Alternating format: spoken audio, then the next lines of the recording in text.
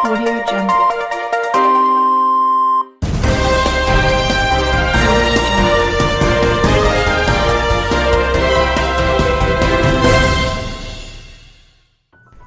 ଆସନ୍ତାକାଲି ବାତ୍ୟାର ରୂପ ନେବ ଦକ୍ଷିଣ ଆଣ୍ଡାମାନ ସାଗରରେ ସୃଷ୍ଟି ହେଉଥିବା ଲଘୁଚାପ ଅଧିକ ଘନୀଭୂତ ହୋଇ ଅବପାତରେ ପରିଣତ ହେବ ଆଜି।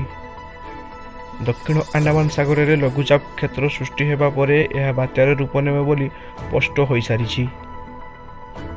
ଆସନ୍ତାକାଲି ଏହି ବାତ୍ୟା ରୂପ ନେବା ସମ୍ଭାବନା ରହିଛି ବୋଲି ପାଣିପାଗ ବିଭାଗରୁ ସୂଚନା ଆସିଛି।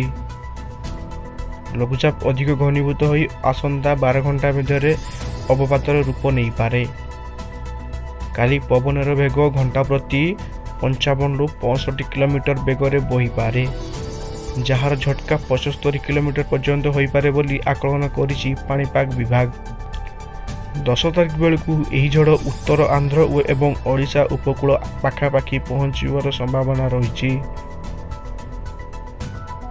ଅନ୍ୟପଟେ ଏହି ସମୟରେ ଉପକୂଳ ଓଡ଼ିଶାର ବର୍ଷା ହେବାର ସମ୍ଭାବନା ରହିଛି।